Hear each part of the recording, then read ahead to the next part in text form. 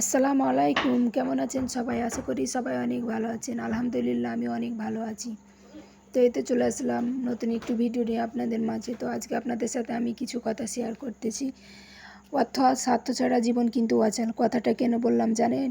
অর্থ ছাড়া পৃথিবীতে আপনার কোনো মূল্য নাই। এটা কিন্তু সবাই কম বেশ জানেন। তবে এটা আপনাদের মানতে হবে। আর বাকি থাকলো কি? স্বার্থ। স্বার্থ কথাটা শুনে একটু অবাক হলেন, তাই তো? হ্যাঁ, যেটা আপনার অধিকার, যেটা আপনার প্রাপ্য, সেখানে কিন্তু আপনাকে স্বার্থপরতা হতে হবে।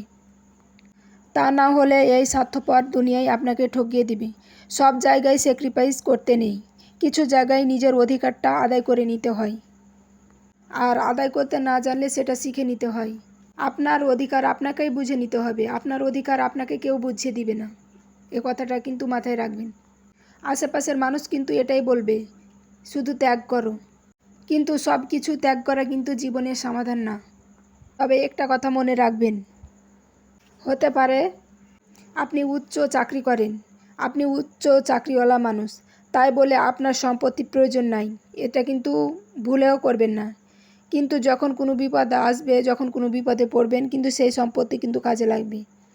তার জন্য ভবিষ্যতের জন্য আমাদের কিছু সম্পত্তি বা আমাদের কিছু সম্বল আমাদের রাখতে হবে। তা না হলে কিন্তু এমন একটা সময় আসবে কারো কাছে হাত পেতে 2 টাকা পাওয়া যাবে না বা কোনো পাবেন না।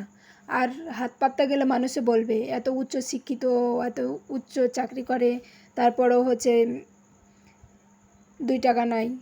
তো যা হোক, আমি বললাম কারণ এরকম পরিস্থিতিতে অনেক মানুষ পড়তেছে, তার জন্য বললাম। তো আমি এই রুমটাকে পরিষ্কার করে নিচ্ছি, কারণ আমার রুমটা অন্ধকার ছিল, তার জন্য ভিডিওগুলো একটু আবঝা আবঝা আসছে। তবে সেগুলোকে ইগনোর করবেন।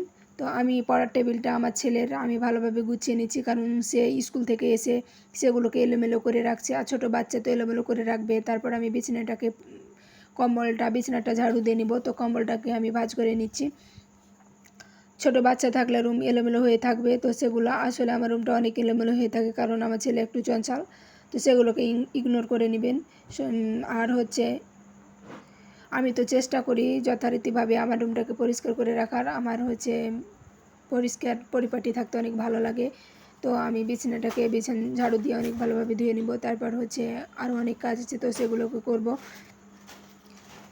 আসলে অনেক কিছু বলা হয়, কারণ কারো কোনো কিছু দেখলে বা যুক্তিসম্মত কোনো কিছু বলা হয়, কারণ আমি বলতাম না, কারণ হচ্ছে আমার ছেলের স্কুলের একজনের হচ্ছে হাজব্যান্ড, তো তার হাজব্যান্ড বলল যে হচ্ছে আমি যখন চাকরি করতাম, আমি যখন কাজ করতাম, তখন হচ্ছে আমার স্ত্রী ভালো ছিল, তখন আমার ছেলে পেলে সবাই ভালো ছিল। আর আমি এখন অসুস্থ হয়ে গেছি, কারণ সে প্যারালাইসিস রোগী হয়ে গেছে। তো সে একটু অসুস্থ, তার জন্য তার বউ তাকে নাকি ওষুধ কিনে টাকা দেয় না, তার ভালো সেবা করে না। তখন আমি বললাম হায়রে জীবন, যখন ইনকাম করতো তখন নাকি টাকার মেশিন ছিল, তখন ভালো ছিল, আর এখন ইনকাম করে না, তার জন্য নাকি তাকে দেখতে পারে না। তো যাই হোক, বৃষ্টি হচ্ছে, গুঁড়ি গুঁড়ি বৃষ্টি হচ্ছে, তো আমি ছাদে আসছি। আজকের ওয়েদারটা অনেক সুন্দর, মাশাআল্লাহ। আকাশটা অনেক ভালো লাগতেছে, অনেক বাতাস বইতেছে, আকাশটা অনেক মেঘলা মেঘলা।